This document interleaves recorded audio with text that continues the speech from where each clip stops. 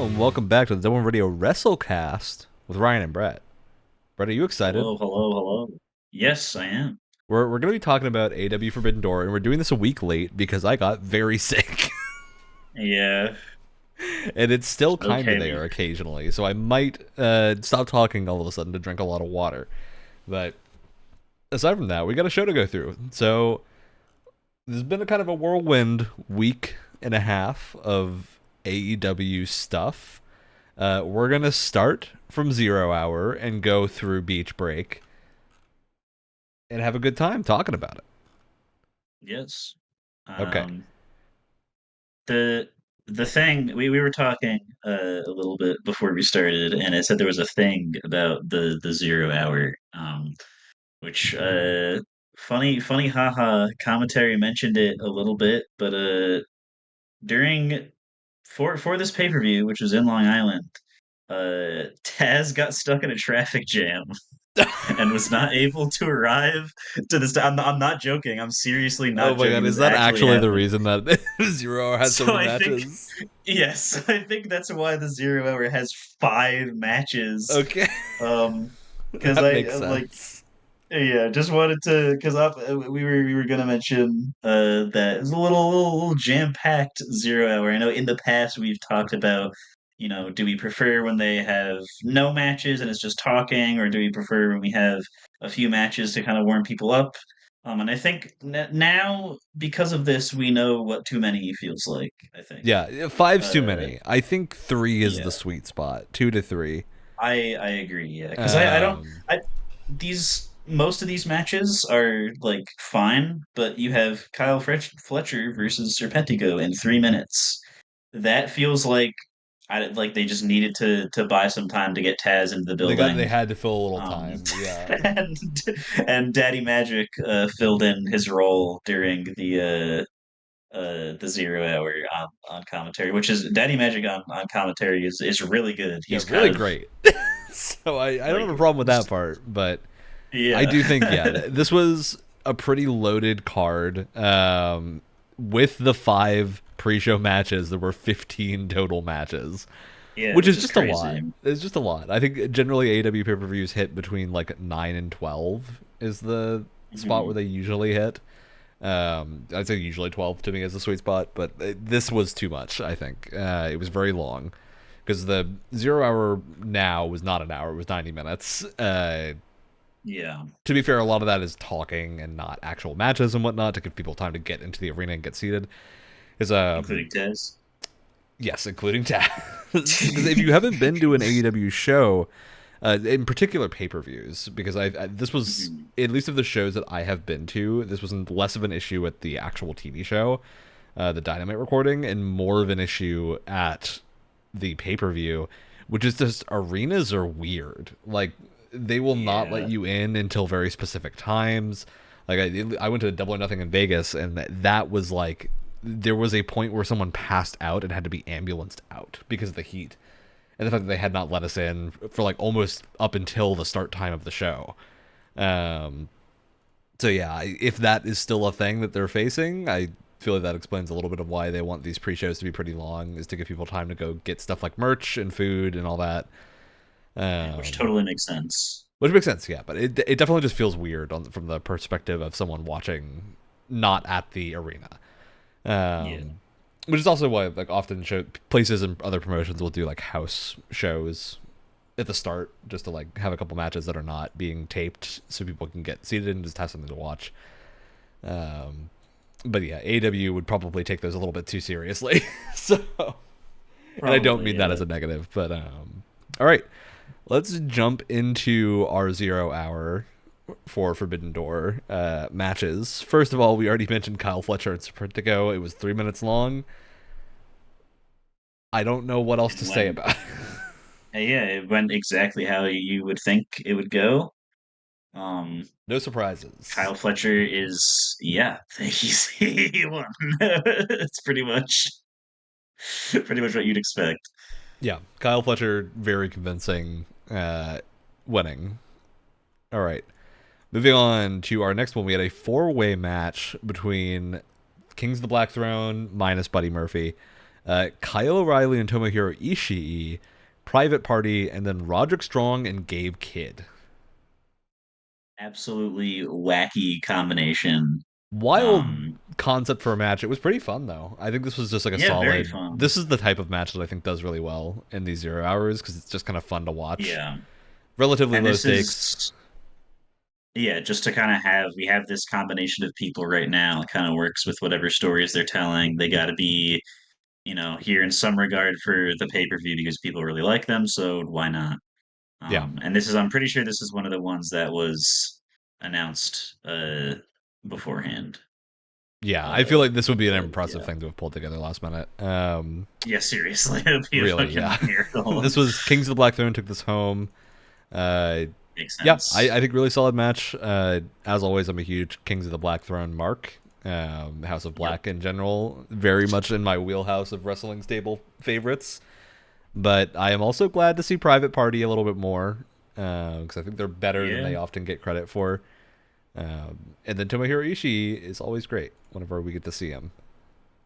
yeah. There were a couple sequences in here that really just like these guys all work really well together, like facing Yes. against each other, and just like highlighting that. I feel like every time that Kyle O'Reilly is on screen is just it's just magical. He's so awesome, and just seeing his current arc of just like hanging out with whoever else is very fun. Yeah, I'm really And glad that he even in has a been shining on his own and kind of yeah, separated from the yeah, Adam Cole vortex.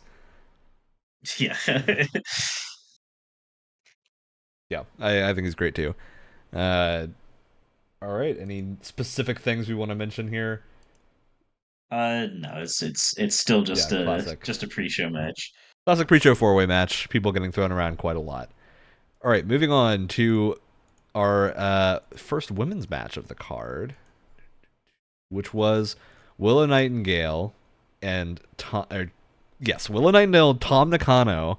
This is Crit Statlander and Momo Watanabe, right? Did I get that right? Yes, Okay. yes, yes. I keep forgetting which of the NJPW wrestlers is which. Okay. Um, they were great though. I think this was actually a really solid match for the card to start off with. The specific thoughts from you, Brett, on the first women's match of the card? 10 minutes too, which I was not Um, expecting for a pre-show women's match to get a full yeah, 10. They often don't.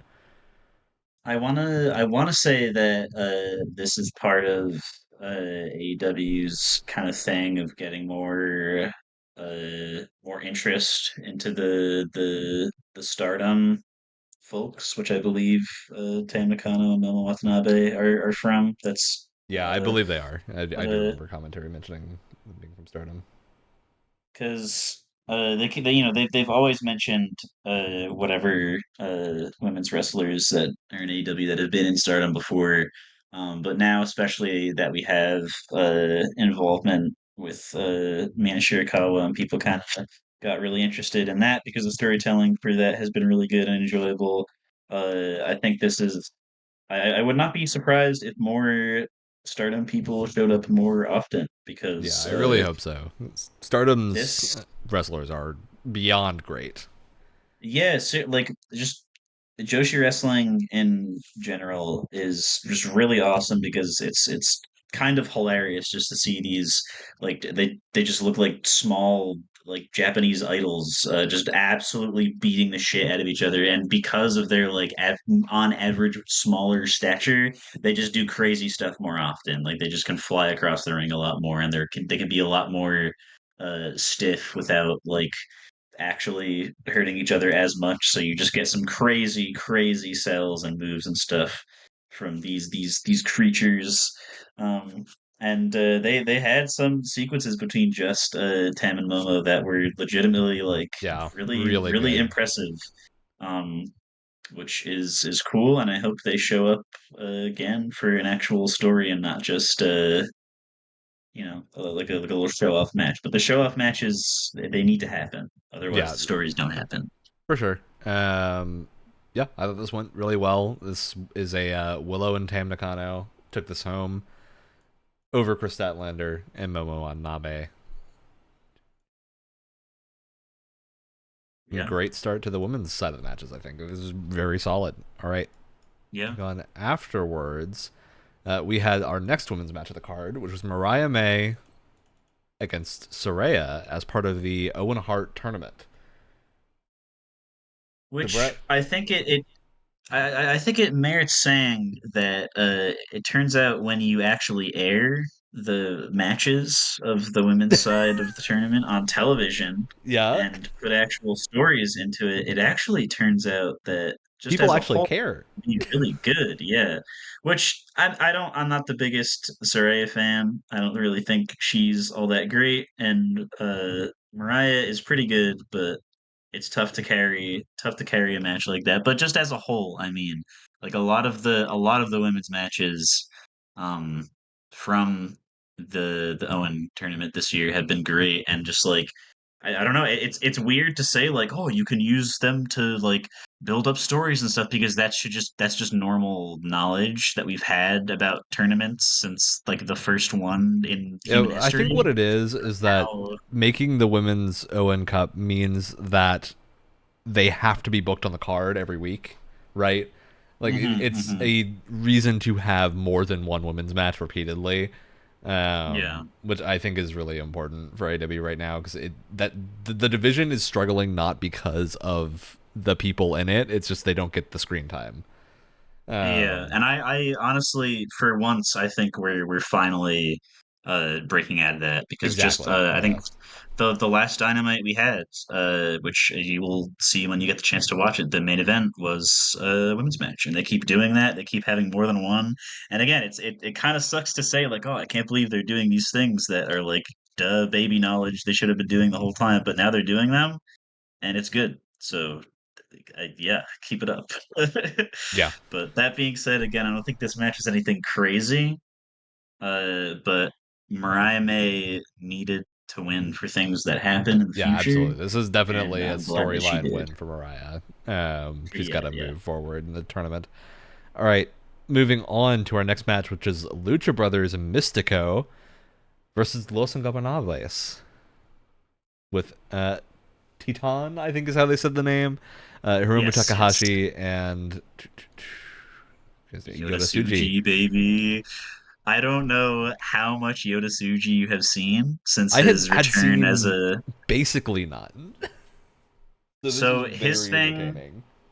his thing basically, from what I know, is that he was a young lion, and as all young lions were, he just kind of got the shit pushed out of him, and went to go do his little training arc, as again all young lions do, and he came back and is now just like a complete, just like utter menace. Like he just like just grins ear to ear as he kicks the crap out of people. Like, and like not just like other like kind of like you would expect lower mid card guys, but like he gives like like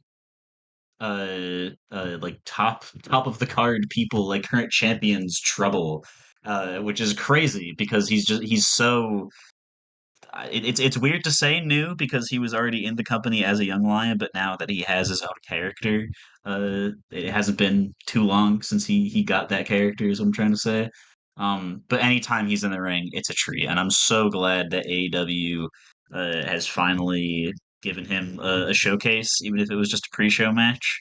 Um, but I mean, he even showed though really he well was just too. He's got a one. couple of sequences with Exactly, Penta yeah. here that are great. So There's like good, one dude. where he So and Penta good. are going back and forth, and then he gets low blowed by accident mid cartwheel or something. I think he's trying to Yeah, go yeah. for, and you can tell it's intentional, but it's very funny. And it's also a really impressive sequence of wrestling. So There, I don't know if you've seen this before, Ryan, but there was a match. I think it's got to be like last year by this point. When he was like when everyone was still kind of like surprised with how crazy he was going right after his debut. Um, but I like he appeared outside of like someone else's match, or like walked in on somebody's like promo or something, and he was in like his ring outfit, like cloak with a hood that he comes out on, and the guy in the ring just jumps out and starts beating the crap out of him, and everyone's like, "Oh my God, he's actually getting the crap beaten out of him." And then his music plays again, and he comes out again, and it's revealed that the person that came out first was his twin brother that looks exactly the same as him, and it's not like a little bit alike. They actually do look almost exactly the same. And the real Yoda comes out and starts beating the crap out of the person his brother walked out on, and he just used his twin brother as bait to get the on this guy, and I think it's the only time he's ever done it, and it's the funniest fucking thing ever. It was That's pretty so great. so awesome. So, but yeah, he needs. I yeah, they're just one of these days, because I think he is going to be in the G1, which is coming up. So he won't be able to for this summer at least. But I really hope he gets more of a one-on-one showing in AEW, because he's one of the coolest people in New Japan right now, I think. Yeah, he showed great in this match, so I hope to see more of Hmm. him. The rest of the match is great too. I'm always a fan of Yes. when Takahashi gets to show off too. I think he's very Yep. impressive to watch. Um, Obviously, the Lucha Brothers are massive highlights. I had not seen much Mystico before, and Mystico was also excellent. Yeah. Um, I think overall, just this to me is like this is the you better be in your seat by now and watching the show Yeah. match, Yeah. which makes sense because it's the last pre-show match. This is usually what they reserve for the most hype pre-show moments. Yep. But I think they definitely hit it here. This was a really fun match. Lucha Brothers and Mystico took this home, which I don't think is a huge surprise. It tends to be a habit that in the Forbidden Door showcase here, a lot of the AEW wrestlers come out on top Yeah. comparatively. Yeah. But yeah, great showing. As always, Lucha Brothers are super impressive, and I want to see them in more storylines. Yeah. They literally never disappoint for the most part. Yeah, all right. Moving on to the show proper. Our opening match is MJF versus Hechicero. Which is crazy for a first match to bring the hometown hero Yeah, throwing out MJF out first. on this match was a call. Like to Yeah, have it because be this immediate. this is pretty much about the craziest the crowd goes, because it is MJF and it's Long Island. um, which is it's just weird pacing wise to have that be the first one, just because that really. I mentioned this to you before we started, but watching this the first time, I was like, man, this crowd kind of blows a little bit.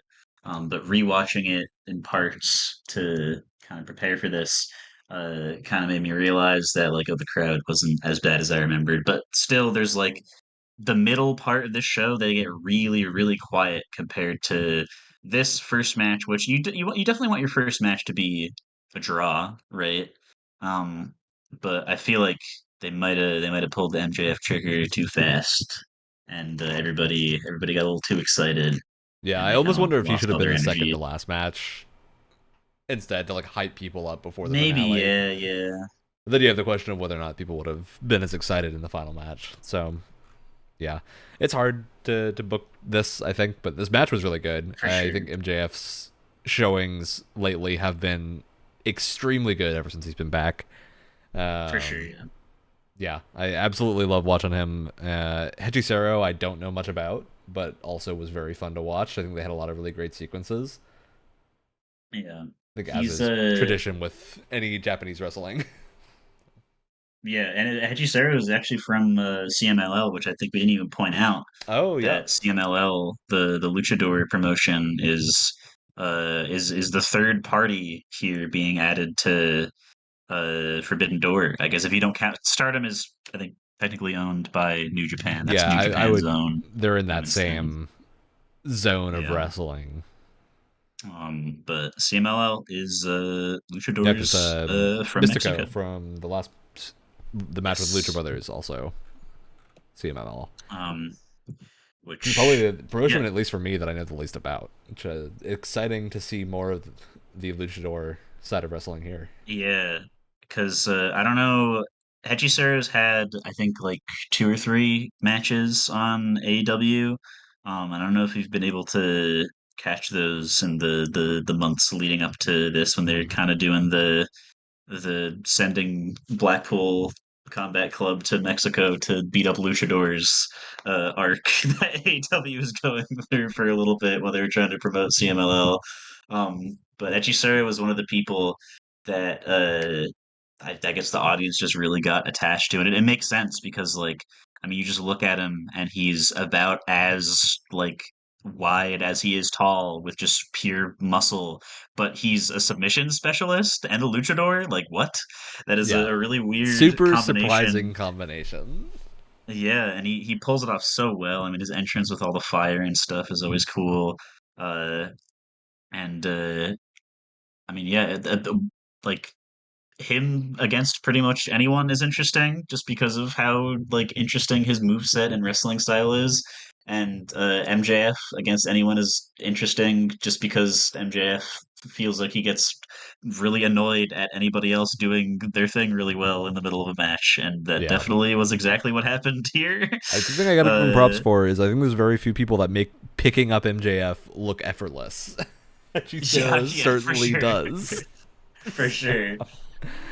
Yeah, I think this was a really good opening match. Whether or not this is the right spot for it, I think is a different conversation. But I do think something that this and a number of the other matches that we're going to talk about have exposed is that I think they did a much better job this year of promoting the cross promotion part of this, Yeah, for and like sure. having people show up on shows beforehand, building an actual set of storylines for most of the matches, not all of them, but I think there was a lot more weight to this Forbidden Door than the last one just For because of sure. that. I remember like in the few weeks before it happened, was literally sitting on the couch in the living room watching it with Sid, and he was like, I because he's a really big New Japan fan. He was like, man, I really wish that they would actually have some like New Japan has such a storied history of like rivalries that are really, really, Yeah. really important for its success, and had like they've gone on for like years and years between their respective wrestlers. And he was just like, I really wish they would, reference some of those because some of those guys are even in AW now. And literally I think 2 seconds after he said that, um, uh, the scissor ace component was added to Yeah. the trios match that we'll talk about in Yes. just a little bit. And that's Okada versus Tanahashi is like one of the crazy feuds from New Japan that put it on the map worldwide. And yeah, they that was a few weeks before the pay per view, so they're learning. They're not just dumping it all on Excalibur to lore dump everything about a wrestler in Even one though I match do love before. Excalibur doing that. Of course, But yeah, I thought this match was great, and really great start. Let's move on. MJF did win this one. yes, Let's move on to our trios match follow up, which is, as you mentioned, Okada versus Tanahashi. But Okada is accompanied by the Elite, and Tanahashi is accompanied by the yes. Acclaimed, which was really fun. I think this is a great combination. The Daddy Ace might be the best thing Yeah, that I heard all night. I feel like this match exists just for that, which honestly is fine, even if, It's in enough my of a opinion, reason. even if, yeah, it's enough of a reason, even in the face of like this match just kind of being okay, especially for like with the Young Bucks involved in a match, you just expect it to go crazy, and it was just very, very grounded for a Young Bucks match. Um, but just the concept of the scissor ace and Tanahashi doing his usual air guitar, but for the acclaimed rap for Yes. for Max Caster to do. I don't know. I think this is one of the better Acclaimed Yeah. raps to have ever been done. Um, I'm glad they let him go for a few extra bars, even if listen, as good as it is, you can only rhyme bitch with bitch so many you times you can before. really only do so much with it. Yeah. But it was this match is just fun. It's not incredible. It's just fun, and that's I feel like I agree with you is what it needed to be. Yep, for sure. I think I agree with you on this one being like I would say not in the upper echelon of Bucks or acclaimed matches, but I think the addition of Okada and Tanahashi elevates it a little bit, and it wasn't Yeah, for bad sure. by any measure. I just think this was definitely like coming off of MJF versus Hechisero into Bryan Danielson and Shingo Takagi.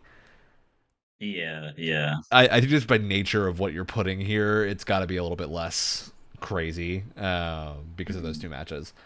But yeah, Tanahashi is always super fun to watch, and Okada is obviously one of the best on the AEW roster right now.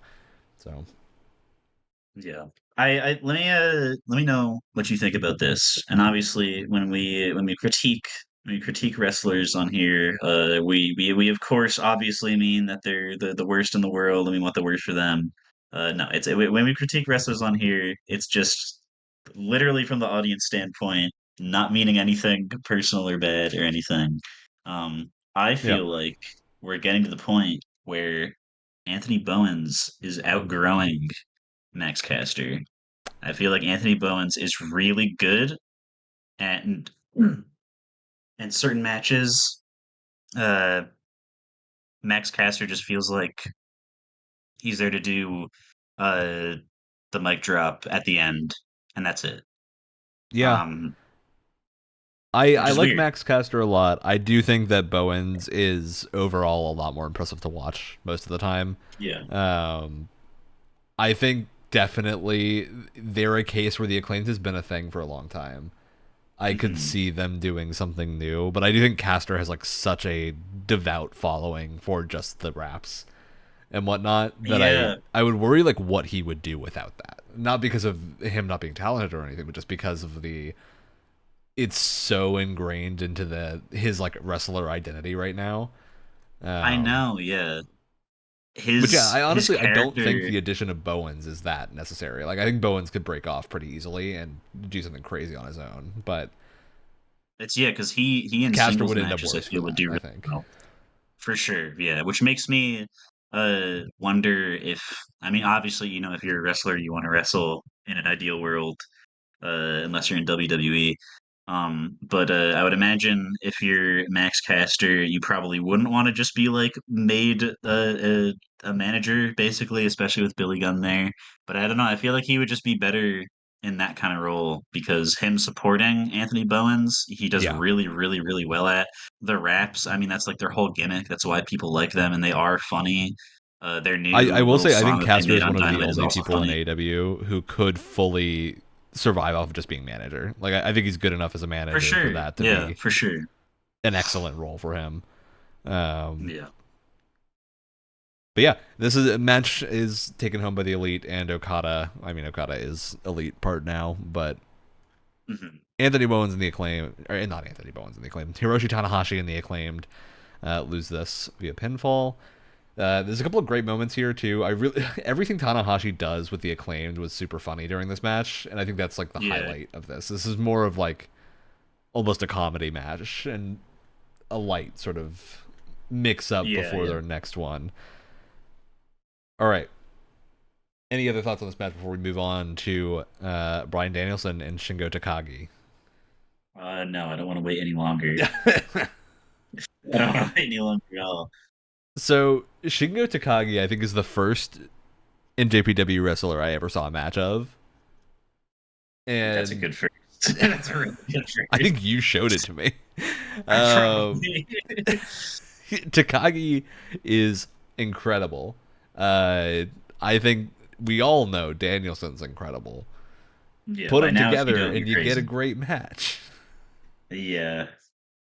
Um, I I mean, Shingo is in an interesting position where it's almost he's almost like it's a weird mixture of like being very reliable during the pandemic. He just like never just didn't get sick ever and had just the ability to consistently put on good matches. So New Japan kind of used him as a crutch for a while in a couple different ways with I think it was the world champion. But he's also kind of an underdog in that his career kind of took a while to really take off, and most of the time he's not really like he's not really seen as a threat unless you're a real one, unless you know him, unless you've seen him and are a fan. And Yeah. it's I don't know. Shingo doesn't have bad matches. Shingo just kind of kicks ass, and he's super stiff with all of his maneuvers. Just his like his stature and the way he handles himself walking around the ring always comes off as really cool, really proud. Which is the perfect foil for someone like Danielson. Yeah, for In a sure. match like this. And I mean, like this match was pretty hyped up, at least for me, and I feel like it paid off in every way that it reasonably could have. This match is 20 minutes and 20 seconds, and it could have gone on for another 10 of those, and I would have been still wanting more because I don't know how many more times in the near future these two are going to have a chance to face each other again. Yeah. But I think I mean, also worth pointing out, every match that Danielson is in on every pay-per-view and every episode of Collision is made even better by Nigel on commentary, Yes. absolutely burying him beyond any reasonable belief. It's so And funny too. Like amazing. Like he will go to like borderline offensive lengths to put him to the down. point of like And baffling the other commentators, and it's it's yeah, hilarious to me. he'll throw off like throwing Excalibur as relatively new to the game compared to someone like Tony Schiavone or Taz as he is, like throwing him off his game is like That's a feat. that's crazy. And yeah, and Nigel does it consistently a few times every pay-per-view that they sit I together. love the stunned It's so silence funny. whenever he'll say certain things. He'll just be like, obviously the terrible wrestler. Everyone just stops for a second. It's Okay, yeah, you hear Taz like muffled laughter. can't hold it together. It's so good. Yeah, I think it works super well. Danielson does win this match via submission.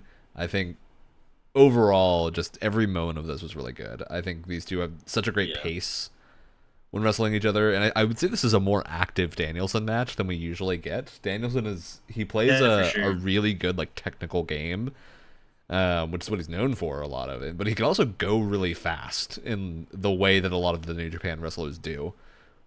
Yep, So that's why he's one of the best, straight up. yeah, I Um, absolutely think this was an impressive match. going going into this match too, I remember just like before in the lead up to this happening, basically, I was just like, man, I don't really know who I want to win. Not because like not even just because of this match being good, but whoever went next had to fight Pac, and either of these people Yes, fighting Pac just was going to be amazing no matter what. which one that So it's match has kind since of happened and was great. So, yes, it the prophecy came true. It was, I mean, Pac is incredible. Both these guys are as well. I hope at some point, because I know Pac and Shingo have met multiple times in their indie careers before ending up at the big promotions they're at now. But I hope they get to have a rematch at some point because yeah, that would go crazy. for sure. All right. Moving on to our, I would say, women's headliner match. Timeless Tony Storm and Mina Shirakawa. This is the big one that was being built up quite a lot over social media and Yeah, AWTV for a little while. Uh, Look, Tony Storm's current gimmick has been working so well for her. And I it's think playing up the flawless angle too. of like Mariah May being caught in between the two is just very funny. Yes, yes, it's so And good. kind of bizarre. I mean, this whole thing, I like if you turn this on and we're watching this, I don't know that you would know it was wrestling Yeah, yeah, because for a it's just little while at the so start wacky. or at the end. Yeah. Yeah, I really think this is a bizarre match in the best way. Like this is the type of Mhm. thing that is just very, I don't know, it's very creative, very unique, and I think it worked really well. I do wish we had another main card women's match, and they weren't all in the pre-show. But We do, we do. oh yeah, we do. You forget I about forgot about. I Mercedes. can't believe I forgot about Mercedes. Yeah, we'll get to that one. It's okay because honestly, in the face of this Mercedes match, we'll get to it. That's There's a reason I called this the that's headliner, exactly. and It's not the because Mercedes match. I think I mean I semi spoilers I guess for like 20 minutes from now, but I think that match is probably the better wrestled match because those They're both very good ladies have technical more. wrestlers. Yeah. Yes, they have more interesting movesets in my opinion, but this is the story match.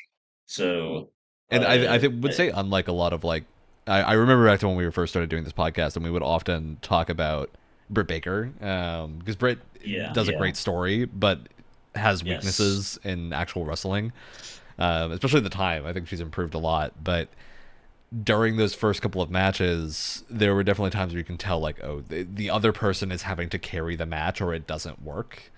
Yeah, like Because this like Britt is can we're at wrestle a her upper great match limit. against a person who is skilled, but against someone who's a little bit less skilled than her, she can't really carry it. Yeah, yeah. These two are not, neither one of them is on the level that they need to be carried for sure. No, I yeah, think they're the great combination of Toni Storm with her current gimmick and Mina Shirakawa is they're both very funny yeah, and they lean into it so and they're hard, and so does very Mariah May self-aware. also. Yeah, and all the commentators do the same way. Like everybody is so in on it and so enthusiastic about it. And it was Pride Month also, so it's perfect. It's beautiful. Yuri wins. I guess they all make up at the end. It doesn't matter that Tony But you got it wins and wrong. They all make retains. out at the end. You're using the wrong Well, word. yes, yes, Yeah. they all true. They all make out at the end, which honestly I wasn't expecting them to go that far. But I guess with the amount of boob jokes that Nigel McGuinness was making I during will this say match of alone. the AEW is known to occasionally do what I would like to call a butt angle, which Yeah, is yeah, yeah. The butt they do feud. this usually for the women's division. It's happened once or twice for the men's division, This where is they'll true. play the entire thing up is just about like the most inane things, Mhm. and you can tell everyone's just leaning into it and having a fun time. And I think that's what makes it work. Like normally, I would think this is like a pretty strange start to a feud or a Yeah. match. But because of Tony's gimmick and Mina Shirakawa leaning so heavily into this, I think it just worked really well. You got to Yeah, it's commit just they 110% to this to make it work. exactly. They handle it with a certain attitude where it doesn't come off as like weird or like offensive or like pervy or anything. It just is like, oh, this is like funny funny and also kind of endearing and kind of cute and nice at the same time. I can't wait for it to all fall apart. Yeah, But yeah, they I think they have a history. This is one of the things that AEW's kind of always done well. I feel like um, can't really think of a bad example of them doing like the butt feud equivalent and it being like eye-rollingly terrible. At worst, it's just like, oh, this is kind of stupid, but they yeah. know it's Which stupid, would so definitely it's the Britt okay. Baker and Ty Conti feud was that.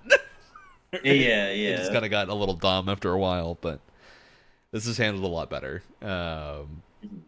It helps that I think too in especially in this match. I think Mina Shirakawa has great crowd work compared Oh to a yeah, lot of totally. other wrestlers in AEW. She'll run around and like get the crowd riled up in the way that you often see like Swerve doing. Um, Yeah, and yeah, I think that works so well because that to me is like often a thing of like the women's division will sometimes have people that are good at that, but then the crowd just doesn't respond. But you can tell the crowd loved Mina. It was like super yeah, for into it. sure. I think it worked really well. All right, the finish to this match. Yeah. Tony wins in a traditional style, but then very quickly after, Mariah May makes Tony and Mina just stand very close together, forgive each other, but then also kisses both of them. Yes, In of a course. the most picture perfect ending you could possibly have for this. Mhm. Before it all comes crashing down. So, Yes. Uh, all right, moving on from that match to Zack Saber Jr. and Orange Cassidy. We should mention that was the uh, women's championship match. There was a championship on the line there. It stayed with yes. Toni Storm. Yeah, which when that's like the probably the least important part of that, honestly. I mean, I feel like everybody kind of figured that I mean, like you don't watch that match worrying that Tony's going to lose the belt to Mina Shirakawa, really. But the story was so like interesting and fun that it didn't matter that you Yeah. knew she was going to win, right? You kind of thought she might lose, but for other purposes, and the championship kind of took a back seat, which is honestly impressive. Because a lot of the time, I mean, that's why championships are there, is to be, for lack of a better term, used as a crutch for storytelling to give a MacGuffin to go for it. Um, but yeah, All uh, right.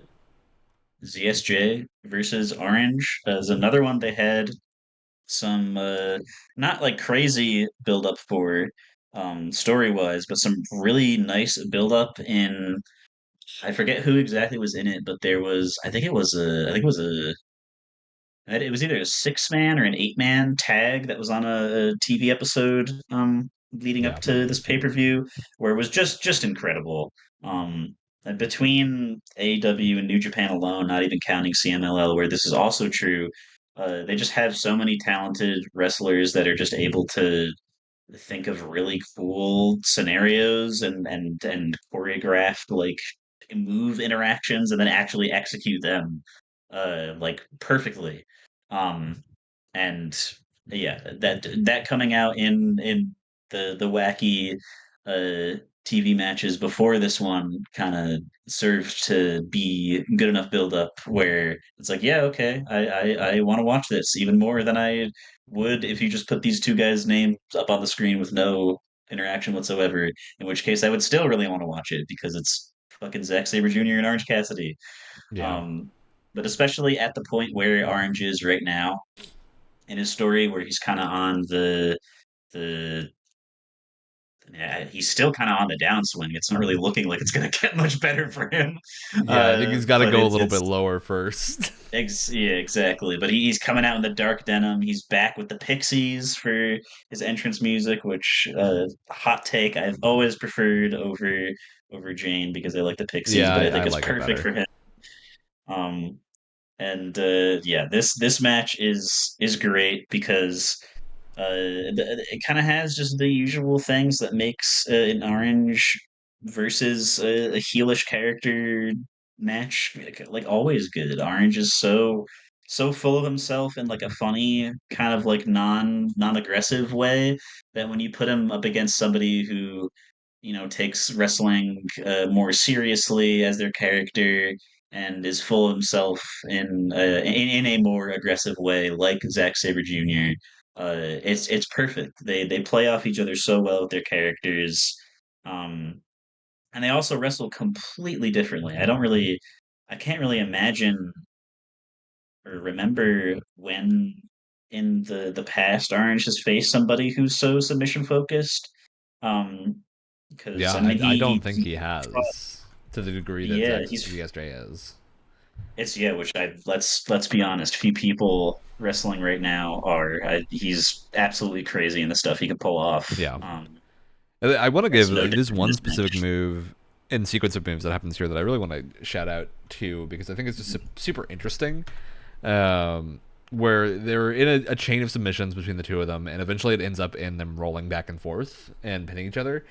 And Yeah, then the yeah. finish of that is that Cassidy breaks a pin, but is trying to like get the submission back on ZSJ. ZSJ stands up from them being like tangled together, puts his feet around Cassidy's neck, and then does like a neck snapper Yes. while Yes, standing. dude. And just because I've never seen anyone do that before, and it looked so cool and smooth. That And he sold it really well. Yeah, just those moments where it's just like a simple move that just you don't see pulled off very often and done yeah. so smoothly. That like the I don't even know what the name of it is, and I feel like I was told before that he like picked that up from like a classic UK wrestler or something, but I unfortunately cannot remember exactly.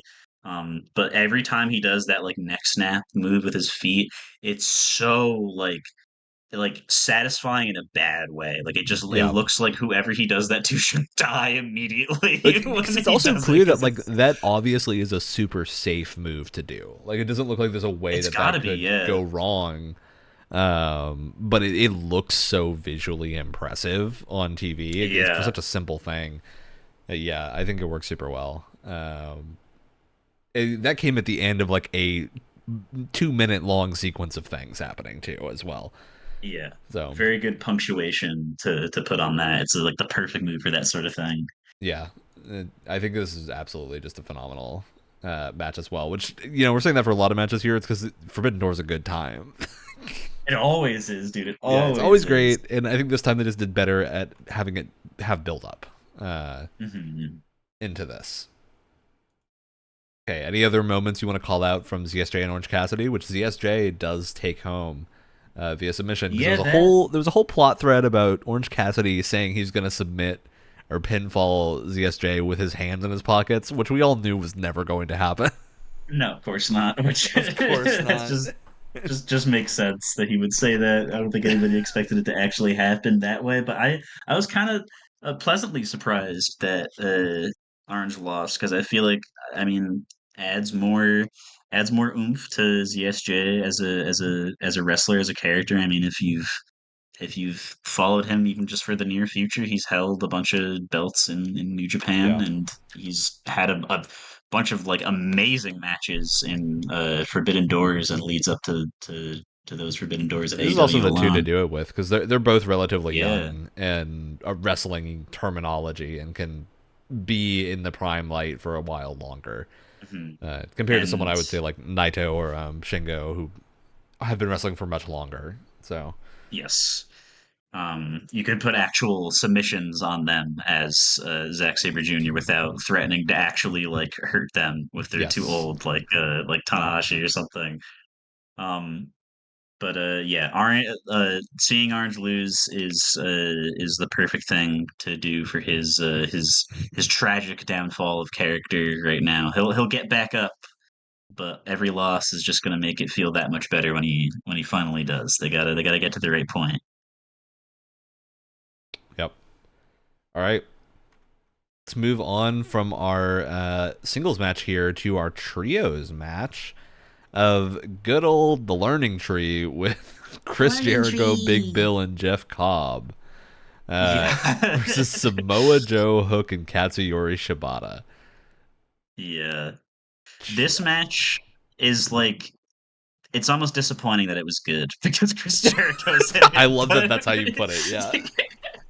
because it was genuinely really good, and everybody in here is talented. Apparently, the reason why it worked out nicely in the end, because it's Forbidden Door, it fits for him to be there. But apparently, why Jeff Cobb was in the ring instead of Brian Keith is that Brian Keith is injured, which blows because he's really good. Also sucks that he's in the Jericho Vortex. But I don't know. Jeff I don't Cobb want to did harp great. on it too It's much. okay. Yeah. Uh, I don't want to harp on it too much, because it's just, we're starting to sound like a broken record every single time that we do one of these. But I just feel like if it's not like a cool heelish character moment to get please retire chance. I feel like It's that also actually means that people want you to stop the wrestling, thing which that I I love about think the a lot Learning of Tree is people like do. we didn't do one of these for the last pay per view because I was in Japan at the time, and just the Yeah, timeline did yeah. not work out to where I would have been able to get back and do it in a reasonable amount of time. But we talked about Chris Jericho and the Learning Tree on the pay per view before that with the same Yeah. issue. And now we're Yeah. two pay per views later. I think technically three, maybe, with one of the special episodes. So, Mhm. yeah, honestly, I'm over the Jericho vortex at this point, I think. But I will say, I think Jericho did better in this match than I've seen him do for a little while. Yeah, this is Granted, I haven't been a watching all good of his Jericho stuff, match. but I actually think he like sold a lot of the stuff that Hook especially did really well here. Um, Yeah. and I think that plays super well. There's a couple of things that look great of like there's moments where he picks up Hook and throws him down, and I think just a lot of that interaction worked really well. Especially because Hook does a better Judas effect. I know, dude. You're making me do it again. You're gonna make me have another Jericho rant again. Every single other person that isn't Chris Jericho does the Judas effect 9 billion times better than Chris Jericho does the Judas effect, and it's his move. I don't It's a great move understand. for other people to use. I It's like because for years, even when I first started watching, I was like, man, that looks like the wimpiest thing to use as like a surprise finisher ever. And I was like, is it just because like some people don't know how to sell it? No, that can't be true because he's fighting he like does it really like good slowly. He does wrestlers. it It's really yeah, slowly. he does it really slowly and like without it's just like a wet noodle coming out. But like It was Hook when does it, and Hook I did think it. He like angled his elbow into it and made it look like he was basically doing yeah, a really strong elbow strike. exactly, which Um, is what it should be. That's what it should be. It's a yeah, fucking finisher. But and I I don't know we know. talk I about don't this know. one move a lot, but they keep like insisting on this being a thing. Like Jericho has had matches where the stipulation was that he couldn't use the Judas effect. I like, know. Like it's the most dangerous thing ever. And it just looks like a wet fart. It's so dumb. and yeah, I always want to shout out Shibata and Big Bill as well. I think Yup, whenever yup. they show up, they do great. Especially Big Bill being main roster AEW. I think he's the kind of person with a name like Big Bill. You think he's just gonna sit there and be unimpressive, and then he shows up and is actually super impressive It's hilarious in that most of that's his matches. yeah. They're like, I look forward to Big Bill matches. I think Big Bill is very entertaining to Genuinely. watch. He And is a is draw for sure. yeah, I think because AEW tends to lean on less of like the big men in wrestling matches, and specifically like tall, imposing looking figures, Yeah, yeah. he stands out a lot. Like I think there's very few people on the roster who cut the same figure that he does. You know, that this is a little bit off topic, but it's making me think of something. And he isn't here. He isn't here in this pay-per-view. I don't think he's been kind of anywhere in the last little bit. Uh, every big guy that shows up is immediately more interesting than Wardlow. And I don't know what Wardlow's doing right now in that he hasn't wrestled in a little bit. And I also don't know what he's doing right now in that I don't know what he's been doing for the last like 3 years Wardlow since just needs a he went to storyline, do his right? own Like thing. he He works does. better when he's working off of someone else. Because like Wardlow Yeah. had And every like I don't want to say chance in the world because I mean he it's not like got the big necessarily up to moment him. right, but Yeah. they just never did anything with it, which is probably more on Tony's booking than on Wardlow. But Yeah. I do think that's a good point of like I feel like they just don't know how to handle having someone overcome their arc and then actually leading them into a new thing while they're still hot. So Because it's like I've had discussions about this with people before, and it's like, oh yeah, Wardlow's moveset isn't like the most interesting thing. His character acting is the most interesting thing, but then he'll like have a match, and it's like, oh, it is actually kind of interesting a little bit. I just don't remember it being interesting, and I think that's just because like since his matches haven't had a lot of story significance in a really long time, it's kind of easy to forget about them, which sucks because I do like him. It's weird because now he's I mean he never was the only big guy in AEW, right? But yeah. now he's in the same deep water as Killswitch, Brian Cage, Big Bill, all these other huge guys. Jeff Cobb shows up sometimes just like he did for this match, and he's always amazing. So I don't know. It's interesting. I want him to do well. It's just weird what he's kind of Yeah. doing right now, and I hope they can fix it. Well, back to Shibata and Big Yes. Yeah. Yeah. Yeah. Yeah. Yeah, I mean, this match was really good. I think this was a really solid, one of the better Jericho matches we've had in a while. I think everyone here played very well together. I'm always just a fan of, like, I think Hook has been getting consistently better ever since he joined way back when. And to see him show off like he does in this match, I think works really well.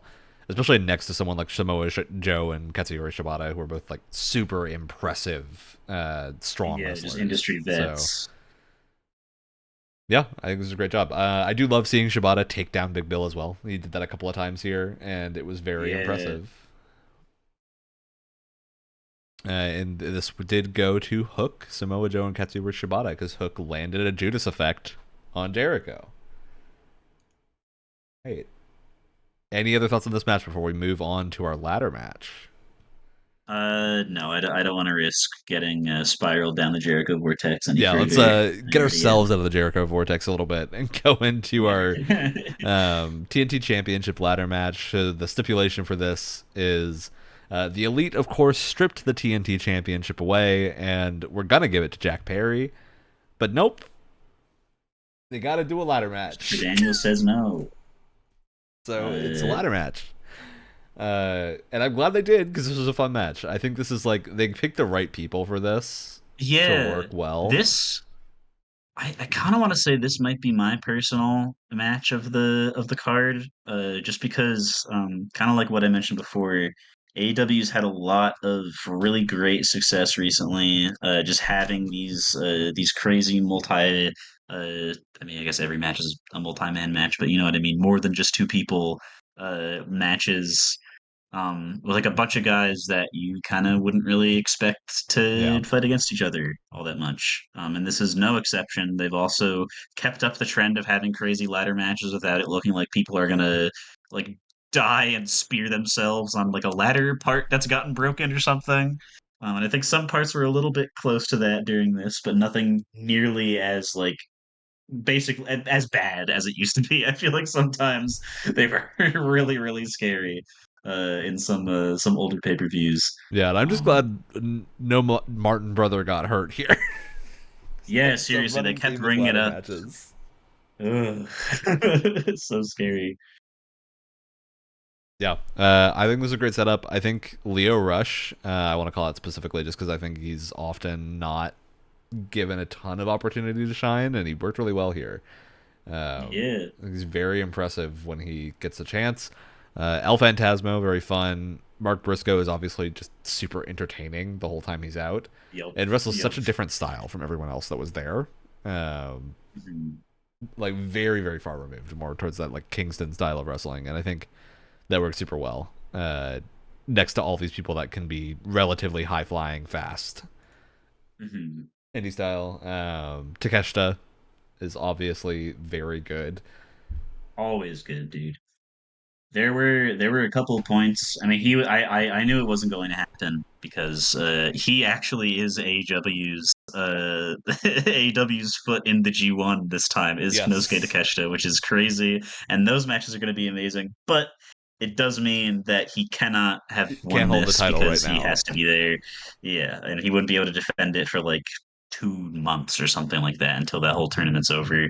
Um, but there were genuinely a couple points where it looked like he could have won, and I was like actually ready for for my goat to win. But I feel like this is a really good time to talk about Jack Perry, who I will never stop calling Jungle Boy. Yep. Um, Hey, there's a reason I saved now him for it's last. yeah. Now it's backwards. Also, it used to be that he would be called Jack Perry by JR, and he would vocally speak that he did not like that happening, and now he's Jack Perry, and he probably wouldn't like it if you called him Jungle Boy because now he's serious.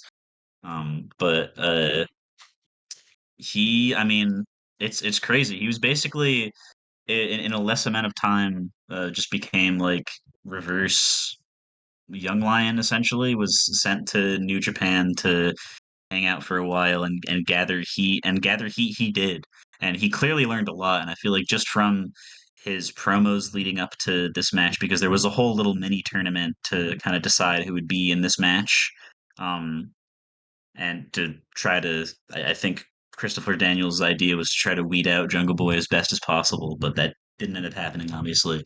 Um, and his promos that he's been doing just feel very like the exact kind that you would see after a New Japan pay per view, where they have all the press behind and they have that one that Yeah. background with all the sponsors on it and stuff. His promos just kind of always feel like that now, and that's great because his promos used to just kind of be eh. And now I feel like his promos are kind of on the same level as his wrestling, which is also improved as he's gotten more just like fed up as a character with everyone around him, and that certainly shows through this match. It shows through the match that he had recently against Marco Stunt, who just showed up, which was Yes. crazy. I don't know if you have seen any footage of that, but amazing that he would just show up and perfect, like absolutely amazing, perfect, makes 100% sense. Story moment just get absolutely floored in like 5 minutes. Uh, and the only reason it lasts 5 minutes is because Jungle Boy keeps like picking him up out of his own pinfall, and brutalizing him. But he only got there because Jungle Boy wins this match, and it just makes sense because he's just going on a tear character wise right now. It makes sense because of what the elite's doing. Um, and yeah, I don't know. Depending on how long it's going to take for Adam Copeland uh, to get better from, I believe it was a broken leg, so it might be a while. Yeah, we But might, we might still be a few months away from that. yeah, if I would expect Jungle Boy to kind of hold it for a little bit with how things are going right now. So maybe they could have that's my belt, no, this is my belt moment, but without CM Punk being there, and it might go very well this time. Yeah, Um, because both of those guys are really good. absolutely. Yeah, I think he's been super impressive lately.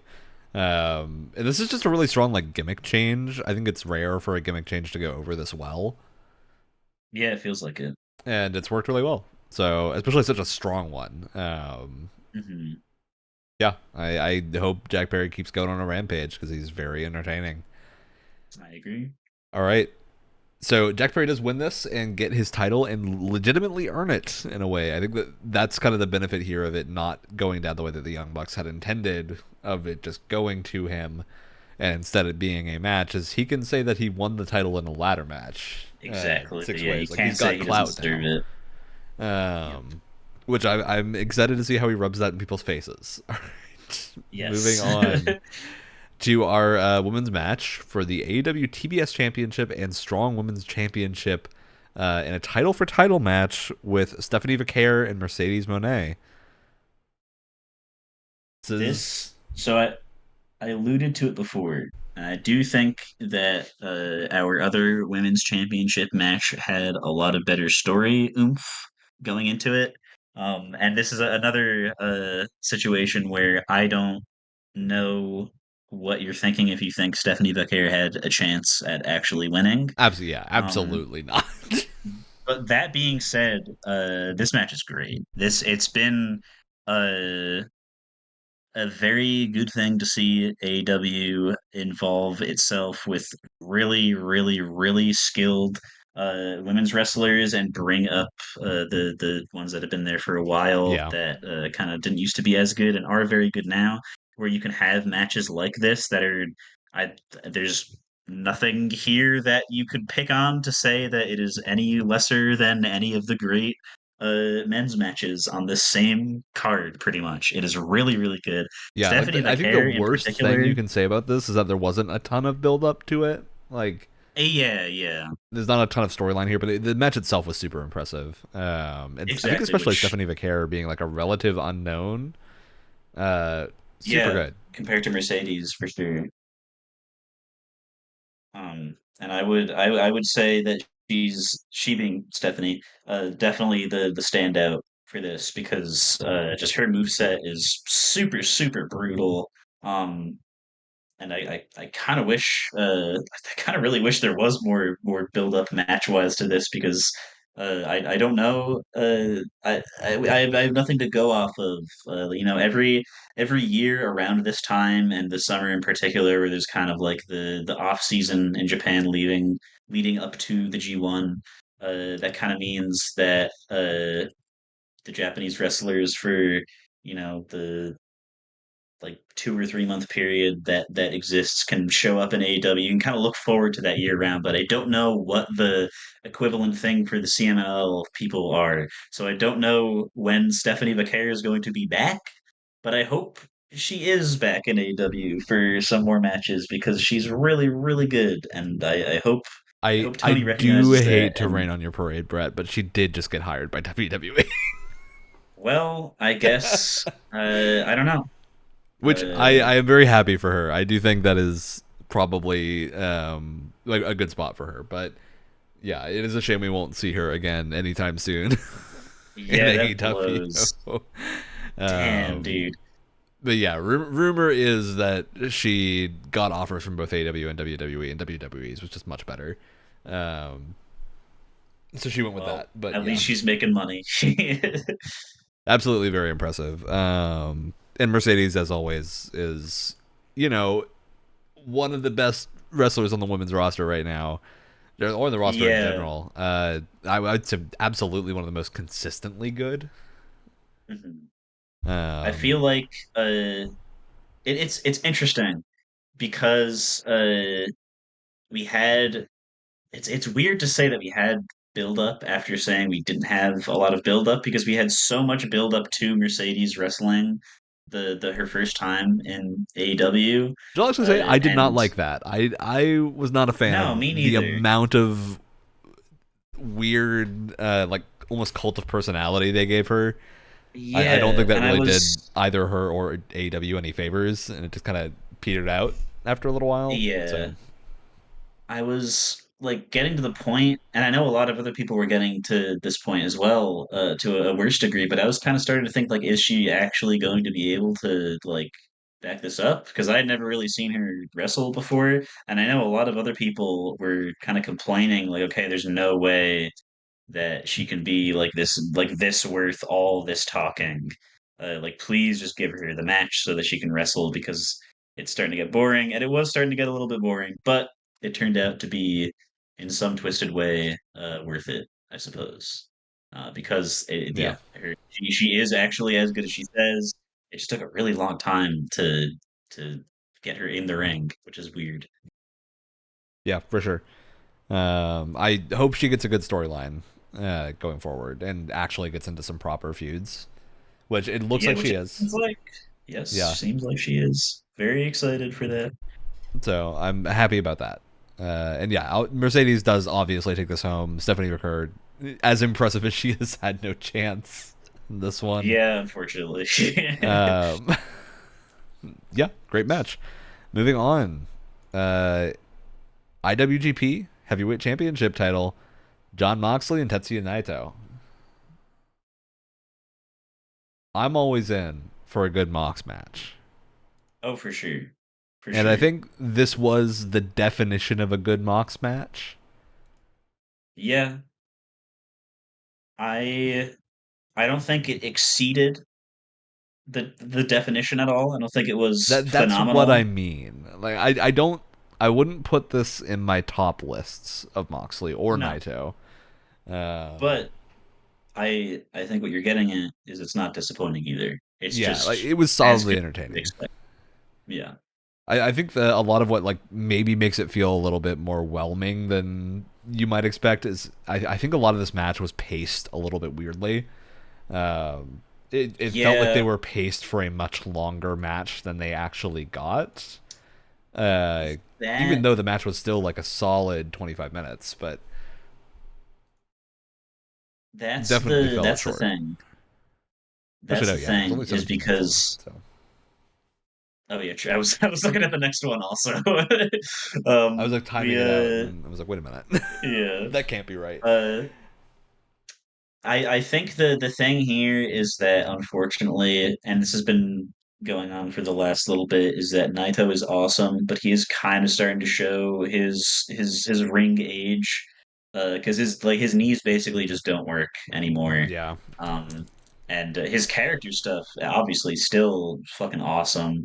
That's never going to change, and it's also interesting because this is kind of the match that you get when you put like the two most like reliable, if the company has a problem and there's nobody else that can turn to, it will place like responsibility on either of these guys' shoulders. Like anytime AEW is having like crazy issues or whatever, Mox comes out and gives a speech, right? yeah, Naito has had like he's held belts in New Japan like how many times now? It's like it's crazy. He's been there for so long. They constantly uh use him for support in like whenever there's an unsure time. He has a very similar role to Mox, I feel like, in that regard. And I feel like this is exactly the kind of match you get when you pit two guys who are basically both that against each other. And that is a perfectly solid, like fine match. Nothing really wrong with it. It's not a bad match at all, but it's not like exceptional. I feel like neither of these guys were really able to pull off any crazy memorable like feats or anything like that. They just did exactly what was expected of them. And that is fine because what is was expected of them was pretty good. It just wasn't like ball busting, amazing, all timer sort of deal. Yeah, yeah, I'd agree with that. Solidly entertaining, just not like bizarre in a bizarre twist of fate. I think this match is actually probably on my bottom of the Yeah, card, yeah. just Only because of how because this stacked was the such a rest good is. Not to show. say that it was bad, but like the rest of the show was so stacked Yeah, with great yeah. matches. I think this one just didn't Definitely have agree any with you moments there. that really stood out. Despite being still very good, like Moxley knows how to put on a good match. I think there's a lot of moments here where they play super well together. I think Naito Mhm. doing a lot of moves that are faster than Moxley usually has to deal with. The only like Yeah, yeah. caveat with that being that Naito obviously looks a little bit stiff now when he's doing some of Mhm. these, but I think this worked really well. Still, it was just definitely I would say because Moxley is now known as like the blood sport star, basically. Yeah, yeah. There's an expectation that any match with him is going to get pretty crazy, and I would say this one did not hit that at any point. Yeah. But this is one of the ones that I would say the finish was definitely one that we didn't know was going to come. Um, Naito wins this one and takes home the IWGP title. Yeah. I saw a bunch of stuff that was like, oh, you can see this coming from a mile away, but I don't really keep my ear to the ground uh of New Japan headquarters as much as some people do, so I didn't. Um, Yeah, but it it works. does make sense that the Uh, title's going back to New Japan, but I would yeah, say, like, from an outsider perspective, there was very little cluing in as to who was going to win this. exactly. Yeah, and especially with like the tears that Mox is able to get on, you don't really necessarily expect him to lose all that much. So it's good to have that happen sometimes. I think he's the kind of guy, especially that works with or without a belt around his waist. Um, so yeah, it makes sense and is a satisfying result. I don't think anybody's going to be tearing their hair out over that. All right, let's go into our finale match of the night, the big one, Brett. Swerve Strickland and Will Ospreay Yep. for the world championship. Uh, Speaking of results being expected or not, I went into this match not knowing what the fuck could possibly happen. I was like, I I think would have that's where been most people perfectly, were. Like, I feel like this is yeah, one where, especially at the time, like Ospreay is such a impressive name to pull out hmm that people think he's going to win just by nature of who he is. But Swerve has also been incredibly impressive, and he hasn't had the title for an insane amount of time. yeah. Do you really want to pull it off him that soon? You know, Especially when he's uh, doing great with it. Like I think Swerve's run has been very yeah, entertaining. So yeah, I think this was definitely one of the matches where we had a little bit of uncertainty going in. I mean, well, the finish now is Swerve retains, which I think makes a lot of sense for the yeah. move Especially here. with what they're doing. Yeah, Especially because like a lot of people were saying that Swerve is just holding this for Osprey until the London pay per view, right? Which is just a ridiculous statement. I mean, booking really wise, that is reductive probably what's going to for happen, but it's very Swerve. reductive, right? Yeah, To what Swerve is doing, and it's also like that's a totally respectable title run. Like it's yeah. not a short Seriously. amount of time. Um, so yeah, I'm really glad. I think that it went the way that it did. I think Swerve keeping the title is the right move here. Uh, but this match was great. Thoroughly impressive. Swerve is, I think, just morphs really well to whatever style the person he's facing is using Yeah, yeah, definitely. in a way that's super rare. Like I think it reminds me a lot of how Hangman wrestles, where he's typically a little bit slower, but can speed up to the degree that the other person is going if they're faster Yeah, than him. definitely. Um, which is very fitting for where things are going. Yes. But yeah, that's just what makes him one of the things that makes him such a good champion, and why I'm really happy why he lost. I running theme for a lot of the things that I've said, not only in in this podcast, but in the gaming podcast as well. In the past, is I really like when when likable and very strong characters are shown to like lose a lot of things over the course of their whatever story they're going through, because it makes them winning like cool again. It doesn't Yeah, make it with the caveat frustrating. It is doesn't that make they it eye do rolling. eventually have to win, Of right? course, of You course, still of have to course, of follow the course. story arc through, which I think is Yeah, often like in wrestling the thing that doesn't happen is the follow through. yeah. Um, Even AEW is very guilty of that, which is yes, unfortunate, but but sometimes that it said, should. Swerve's run has been very entertaining, and a lot of that is just due to like how impressive of a presence Swerve is.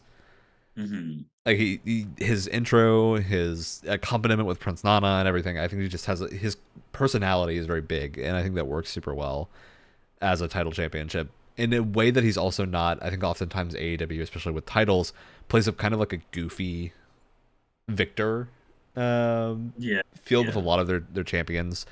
And Swerve is like there are parts of his character that are a little bit silly, but I think most of the time he's very very serious, and especially after the Hangman feud last year, leading into this, I think Swerve's been taken very seriously, and that works really well. yeah. He's like straight up like scary at times, which is just a really interesting thing to see pulled off so successfully.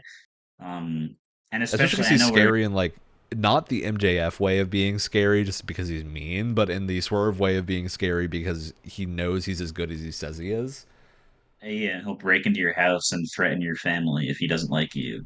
Yeah, which is just like I think it's Uh, a rare quality for a champion to have such a good sort of like establishment of character. I think Swerve's done really yeah, good with that. And Osprey is like the other side of the coin with that. I think he does great at having his own character that everyone really likes. So people are like rooting for him to win, but also rooting for Swerve because they love Swerve, and I think that just works really well here. yeah, Especially because they're playing all over the arena. This is very much a like moving back and forth to different corners, uh, all over the place kind of match, which works great. But it's also not as insane as we've seen Osprey get before, which I think works in its favor. I think not going quite as fast paced as some of his other matches was probably the right call hmm. here. I agree. Um, and all this to say too that not like Swerve keeping the belt wasn't just like he had to fight for it. It was a very it could have gone either way through most of the whole runtime of the match. There is a point where Don Callis's his way to Of the course, ring with the screwdriver, and is uh trying to get Will to use it. Um and Will got like backed kind of Nana into a corner and just about to stab him, but decides against yeah, it. yeah. That just that worth pointing out too. I mean, I'm sure this is going to be uh the millionth time we've said this, and it'll be 2 million times. But we'll say it more before we stop. But Prince Nana is amazing in every single way. Yes.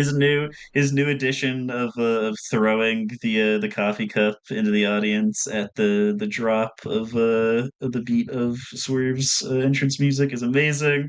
And he played his character really well for the encounter at ringside here. Don Callis always does, so he doesn't need any praise. He knows he does his job well. He'll never he'll he'll never do anything poorly. I don't think he's so good at being an asshole.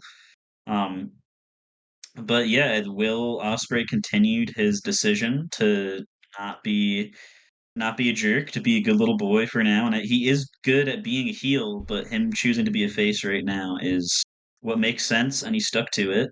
And after this match, and after losing, after not using the screwdriver and choosing to wrestle clean, he also decides to leave the Don Callis family, Yeah. which Don Callis lets him kind of threateningly, and I'm kind of worried about what the implications of that might mean.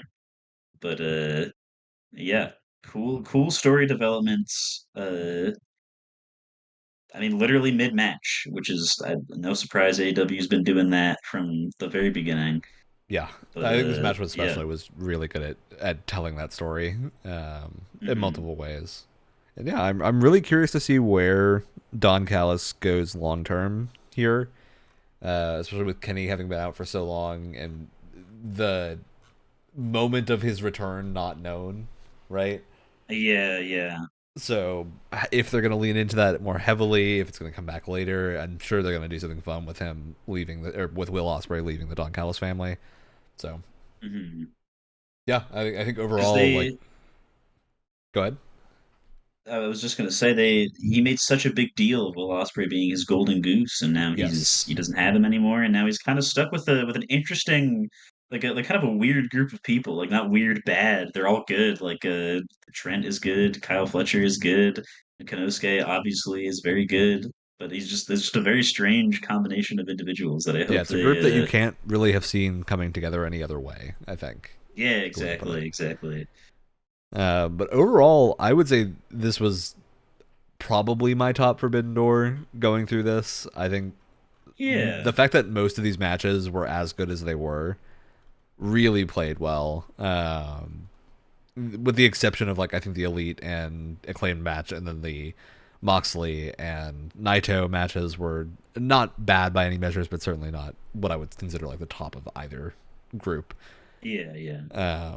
But the rest of it was very high quality. It was just a lot. Like, I think this pay per view is showing maybe the too many problem of it just being a lot of matches and very long, with a 90-minute pre-show and then a 4 hour long main show. Thanks, Taz. Good Thank you, old Taz. New York City traffic. Okay. But yeah, I do agree. I think we're getting to the point, because I always like to make fun of there's the subsect of forever annoying WWE only ears that complain that WW or AEW anythings are too long, and then a WWE show would be like 5 hours with one match, and the rest is all ads and dialogue.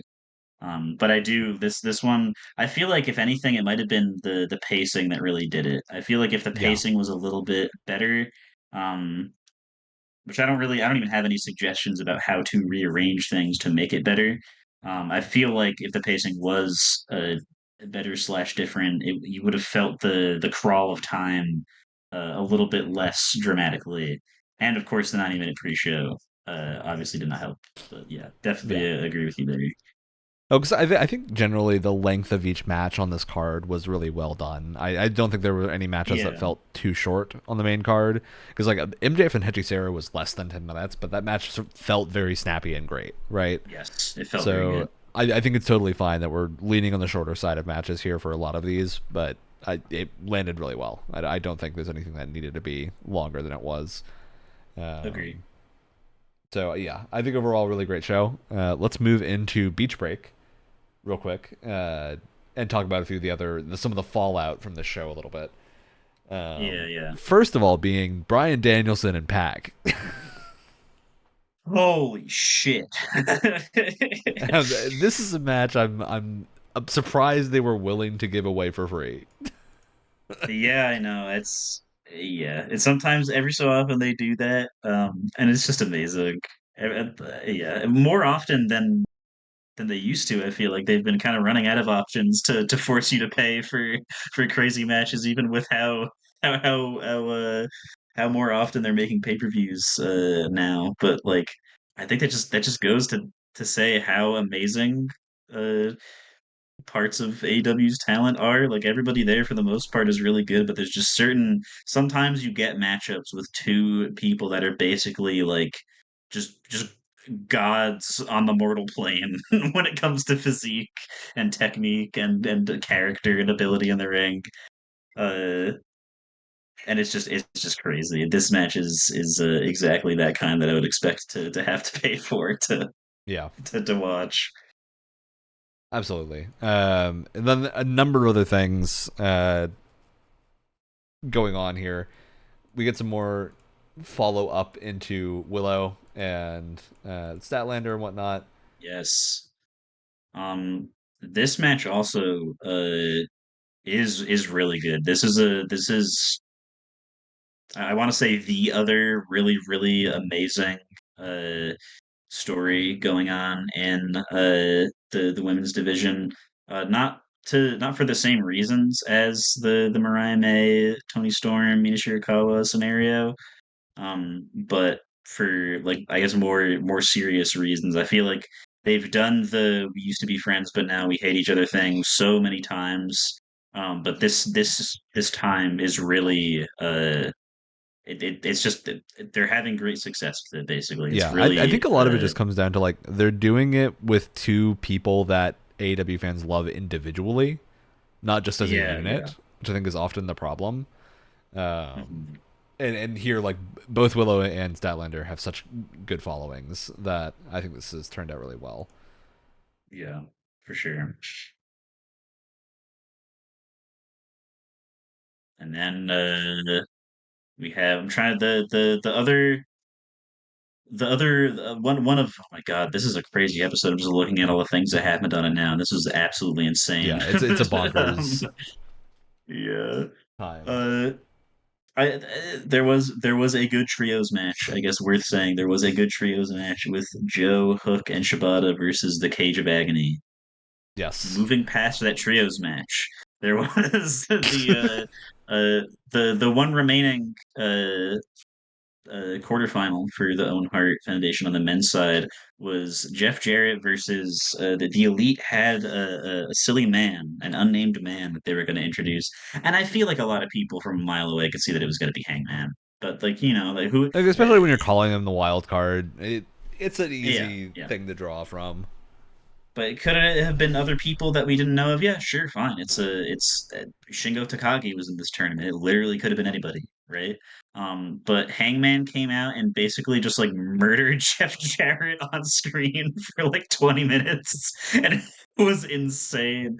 It was so brutal. Hangman, I you forget when somebody is gone for so long, you forget just how stiff that Hangman can be, and he's like his character right now with him just being super fed up because of the swerve situation and him just going absolutely crazy. I feel like Jeff Jarrett before this match had to be like, "Hey man, I give you full permission to just like Yeah. bring me within an inch of my life because otherwise I don't know how he would have been okay with just how hard It was honestly Hangman was like hitting him." I have to give props to this match just because of the fact that we're getting Hangman Adam Page versus Jeff Jarrett as a quarterfinal in a tournament in 2024, Yeah, and that yeah, is astounding to me. It's a yeah. thing. And I think yeah, this worked really well. Hangman is, I think every time he shows up, and can continue to show up because that's always the problem with Hangman stuff is he'll disappear for unknown amounts of time Hmm.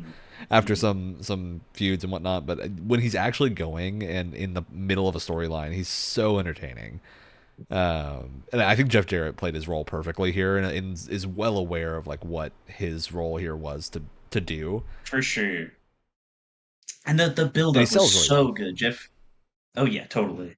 Um, Jeff Jarrett's like because usually he's playing the jerk off kind of semi leader to the Jay Lethal gang, which he plays his part extremely well.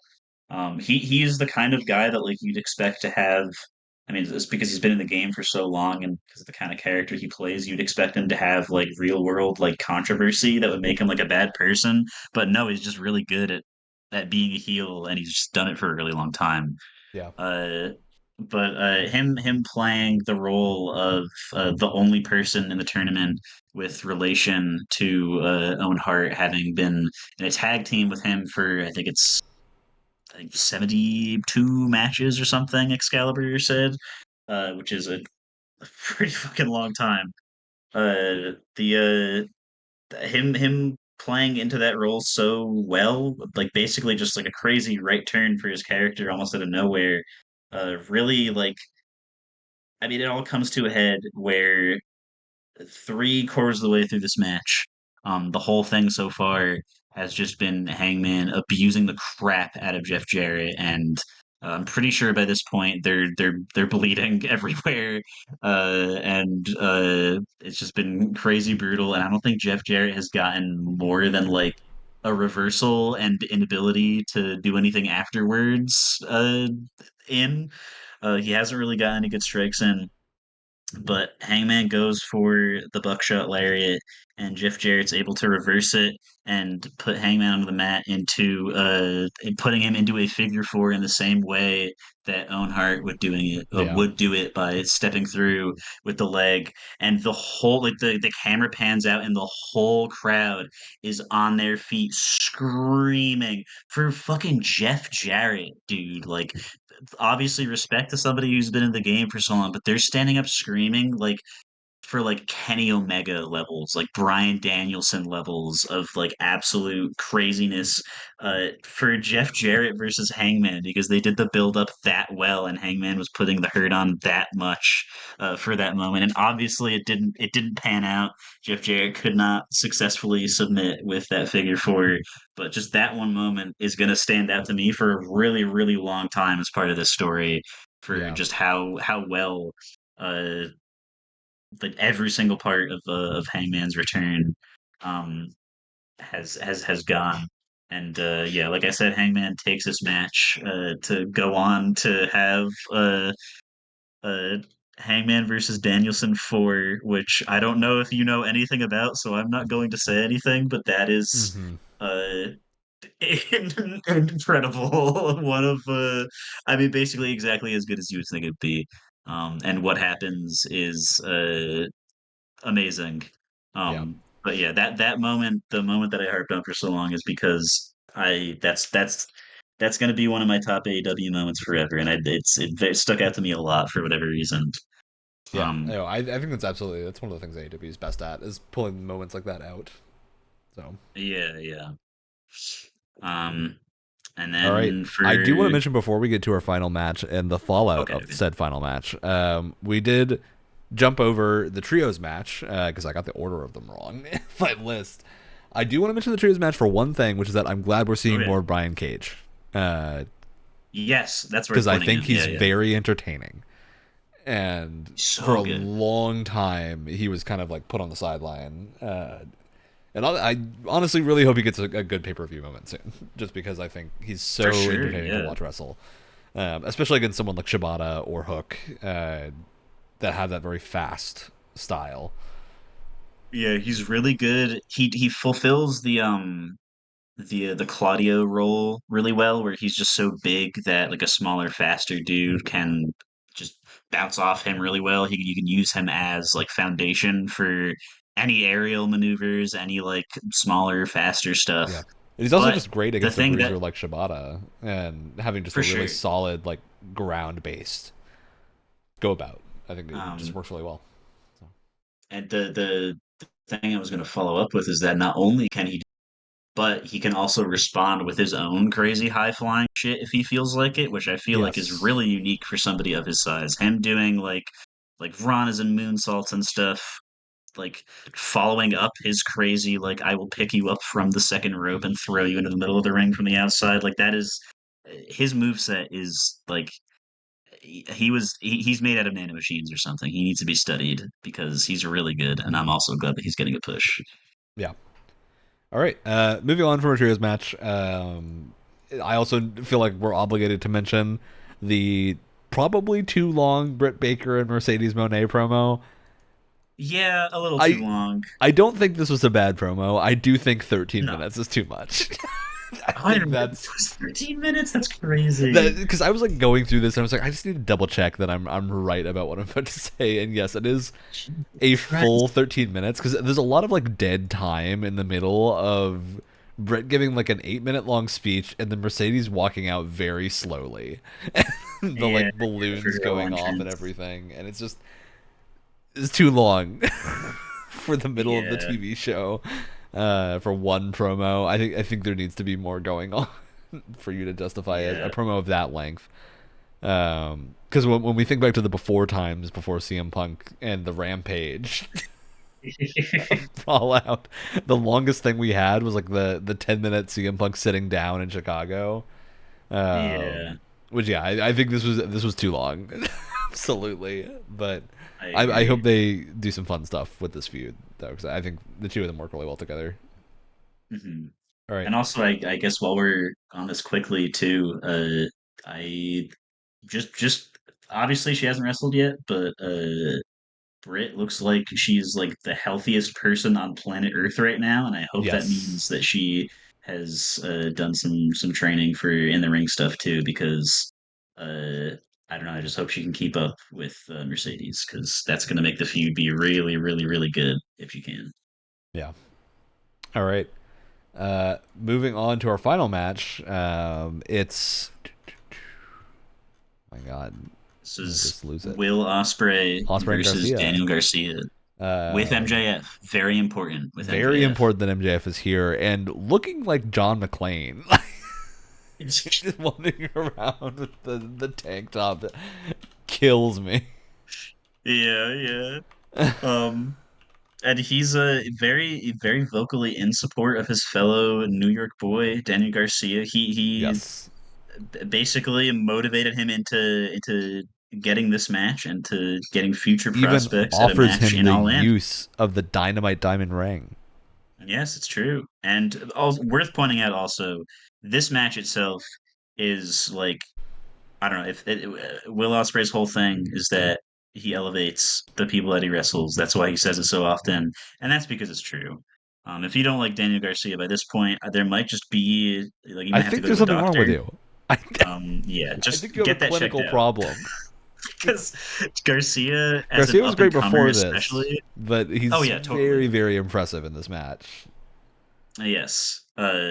He's like I don't know. AEW's like younger up and coming talent is just crazy, and he's the perfect example of that because this match is just amazing. Um, and he shows like an actual the chance at possibly being able to win. Yeah. And like you said, Well, I'd say MJF like offers him I'm the curious if you use. agree with me on what I'm about to say, Brett. But Yeah, I feel like Danny Garcia is now fitting in the spot where Sammy Guevara used to be before absolutely, he's absolutely. been kind of on paternity and whatnot and all that. So I think there was like a moment where Sammy Guevara was all of a sudden a top contender and nobody really questioned it until he kept getting shoved into the Jericho vortex and back out. But Yeah, yeah. I think absolutely Garcia's in that same space, and I think he's better. I think he Yeah, I is. think so. He's got a bunch of character quirks that should be really annoying, but they're not. They're just like he's just having fun, and he's so. They're I just think kind of it's dumb and just because he's endearing. so. It's yeah, he's so genuine about even like the stupid dance or whatever that he's even won. He's even won Daddy Magic over with. He doesn't complain about it anymore. Um, but it's like everything about him now is so like he is the complete package, and he's like I think he's the same age as us, which is really Yeah, scary. But yeah, this his showing here is amazing, and like it's weird because like yeah, duh, Will Ospreay is the guy that makes the people that he wrestles against also look really good, but like there's the flip side of that where like to look this good against Will Ospreay is just crazy for yeah. like You. again his This is not. age, This is like someone a who level above being elevated by Will Ospreay. This is going on Will Ospreay's level. For a yeah, little while. seriously.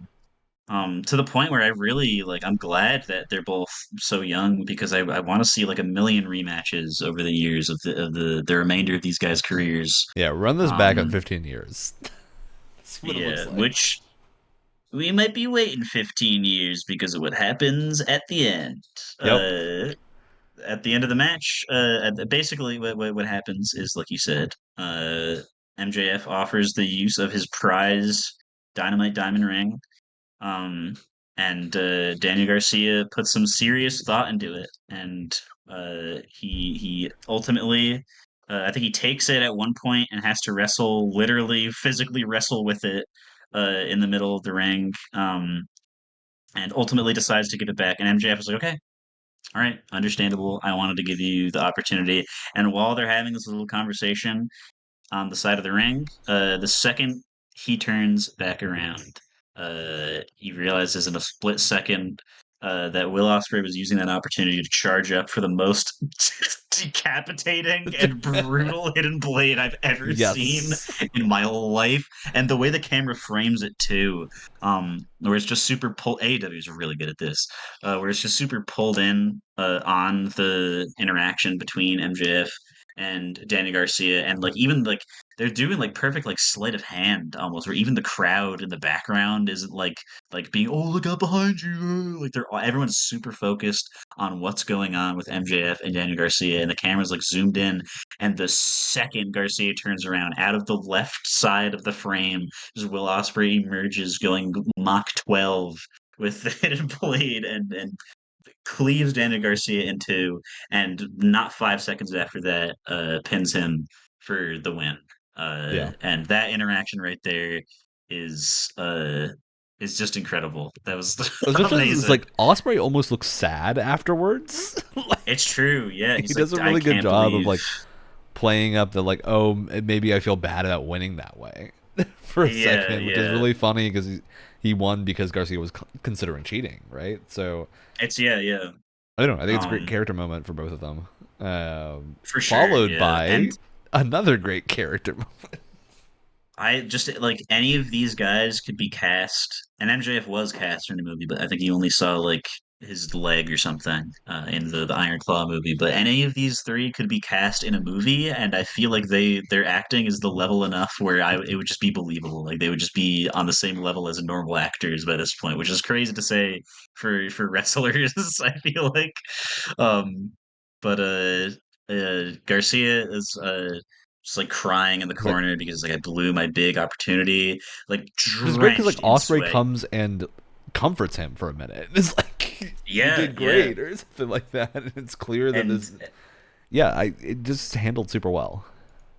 and you could see like he's like not responding really. He's kind of like he's looking at Osprey, he's looking at the crowd, he's like just kind of huddled up in a Which is fetal also position. great You because could see AEW nothing but continues to do the good camera framing thing here, where they have yes, MJF yes, standing in the corner, just like fuming over the two of them. yeah. Just eyeing up Will Ospreay, waiting for him to leave, basically, so he can do his thing once he's gone. And like I feel like at that point, especially, you could see just how much like Daniel Garcia really looked good in that match, but now that it's over, he looks like he's like it took everything to basically to lose. And he looks so sad. He looks like he came right out of the washing machine. Yeah, which is great because Osprey manages And to look not even winded. yeah, which is crazy. And he walks away with the belt, and MJF kind of they have eye contact, and Will Ospreay is just kind of without saying anything. They're like, okay, I guess I'll trust you with your boy. I'll leave. Like have your moment, whatever. Um, and MJF picks up Garcia. He's like, come on, you got this. That was my He's like fault. It getting the wasn't your crowd fault. It to was my cheer for fault. him and Yep, everything. yep.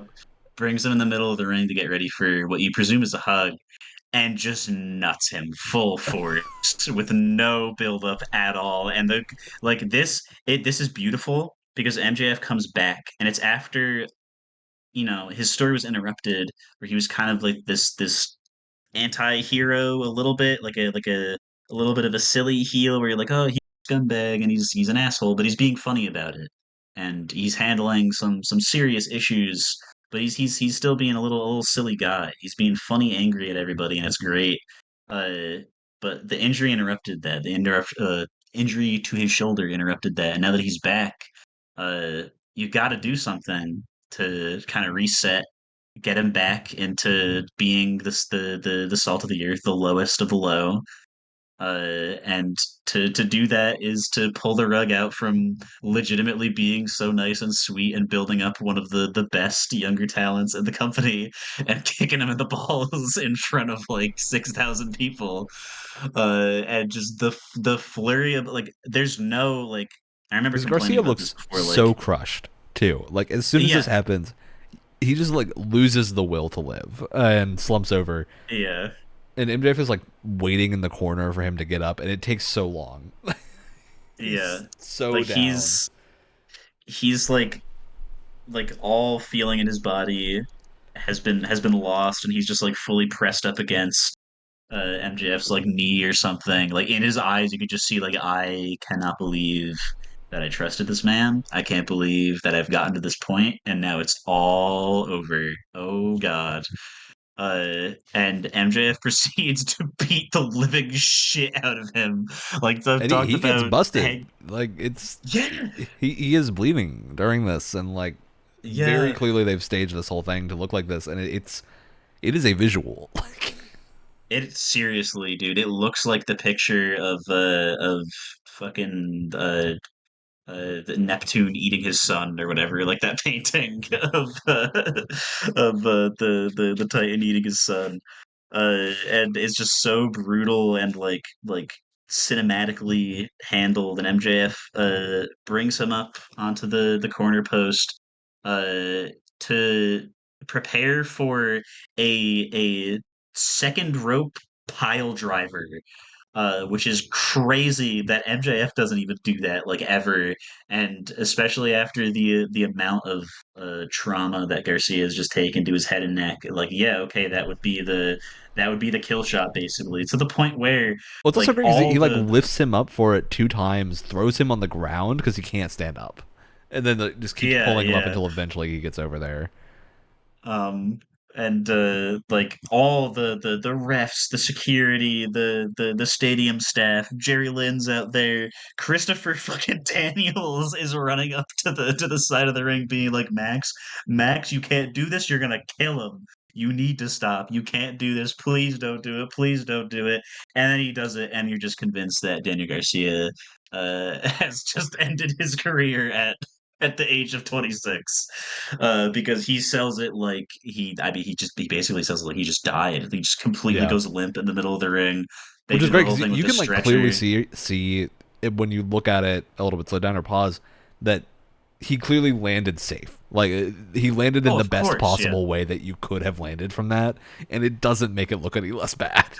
Like, Yeah, because he just sells it so well, and all the things leading up to it are so brutal. yeah. Um, and I think Will Ospreay comes out, and at that point they like get into like three different kerfuffles in a row with the staff like separating them, and MJF breaking free to beat the shit out of Garcia Moore. And then Mhm. he exits the arena through the crowd, and not a single person is chanting, "He's our scumbag." Not a single person is cheering for him. Everybody that he like walks past in the arena is like horrifically angry at him. They're throwing shit at him. He's like taking people's like popcorn, throwing it back at them. At one point, there's an old lady who's scolding him, and he picks up one of the huge trash cans for the stadium and like empties it all over her. He like throws it back in her direction. He's like ripping up posters and stuff, and then the episode just ends, and it's like, wow, okay, that is definitely one way to get back to the original MJF. That is crazy. Yeah. I think this is definitely for me one of the best finishes that an episode of Dynamite has ever had. Like I think this Absolutely. just had so much going on, even not super closely following the MJF and current MJF storyline. It hits really Yeah. hard. Like I think this just works really well. I don't think you need to have seen anything else for this to work. Which I think is often when AEW is at their best is when they are doing a thing that shows you what wrestling can be, Yeah. when you get really deep into it. And I think this is something that would work with anyone. Like I think if you showed people that final match with Will Ospreay and Danny Garcia through the whole finish, I think they would instantly get what's going on, and it would be a great introduction, right? And you're instantly bought into it. So I think that's like the proof in the pudding, right, of what AEW is doing right For sure. now. And I really hope they keep it going. So I think this landed super well, and judging from what the little that I know about this week's episode, because I haven't caught up to it, it seems like they're making more strides in that direction. So Yes, yeah. The follow up to this follow up is really good. yep. All right. Well, I think that's it for our show. We've talked about one pay per view and one thing that Mini had a couple of pay-per-view. matches that were close to pay per view level. Yeah. So that's it for now. I think right now we're feeling pretty positive about AEW's TV offerings at the moment. Yeah, seriously. I think they're doing quite well. There was a bit of a slump, I would say, last year past the 2023 Forbidden Door area, just with a lot of people getting out with injuries and whatnot. And it's good to see that they're kind of hitting a stride with a group that is a different group now, I would say. Yeah. It's working really well. All right, well, we'll see everyone next time for the AEW Wrestlecast, Double on Radio AEW Wrestlecast. Next time we get to do it. Lots of doubles, lots of W's. Yeah.